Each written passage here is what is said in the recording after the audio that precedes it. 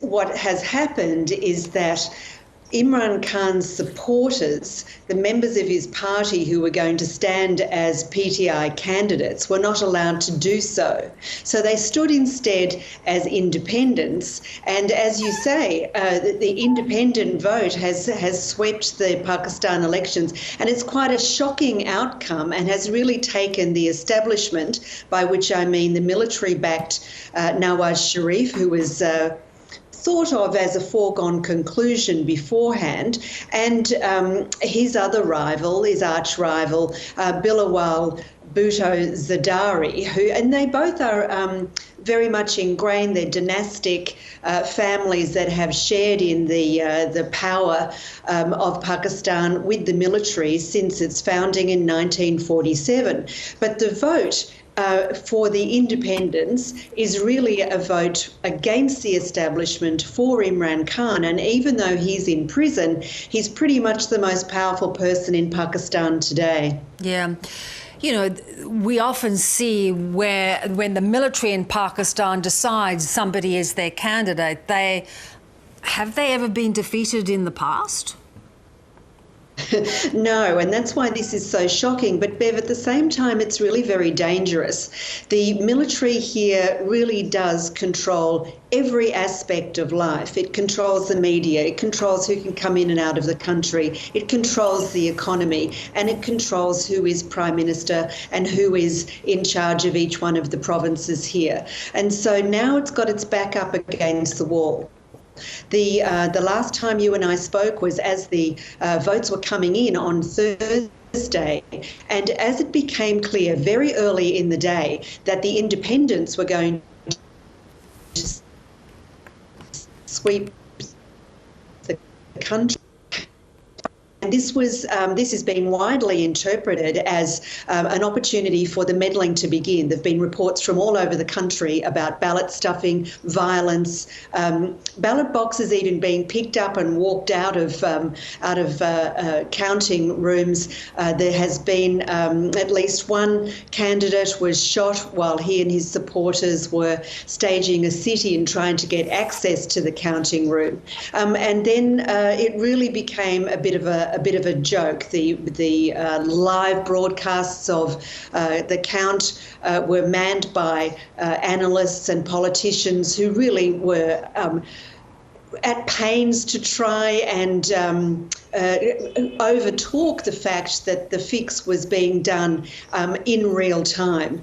Eventually, after 3 days of counting, midday Sunday, the results were declared, and that starts the clock ticking on another 3 days, during which time the backroom meetings will take place and are taking place as the two big parties, the PPP of Nawaz Sharif, of Ali Bhutto Zardari, and the PMLN of Nawaz Sharif, who thought that he was going to become the Prime Minister, begin. What they're going to try and do is form a coalition so that they can take control of the country with the approval of the military. Yeah. Let's see what happens. So in your belief, do you think that is possibly the only resolution, given there is no one leading this group of independents because Imran Khan is in jail?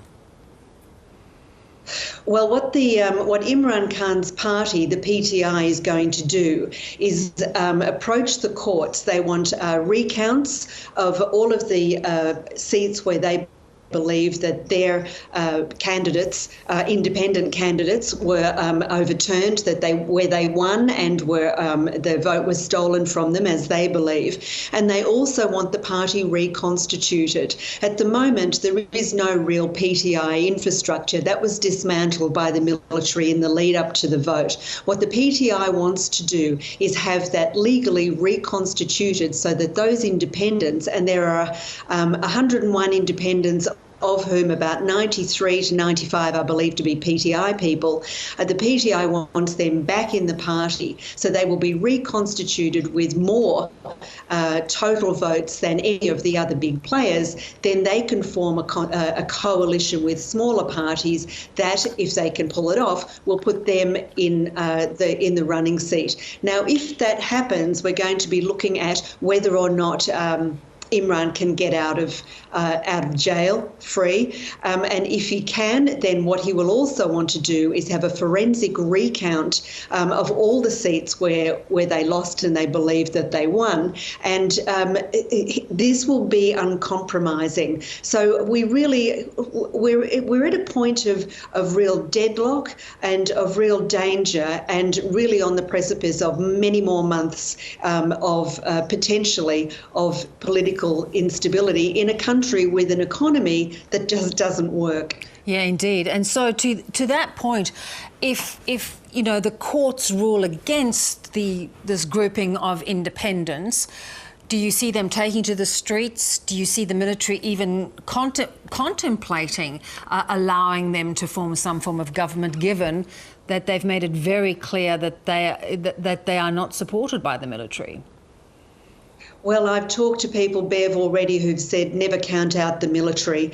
They don't care. They've taken a slap in the face, but ultimately they don't care. This is a country where the military has a history of dealing with problem politicians.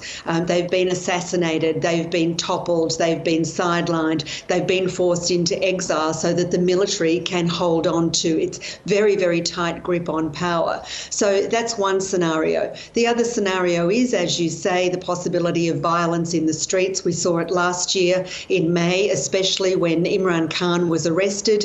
People took to the streets and they attacked military installations and even the homes of senior generals. That was a red line.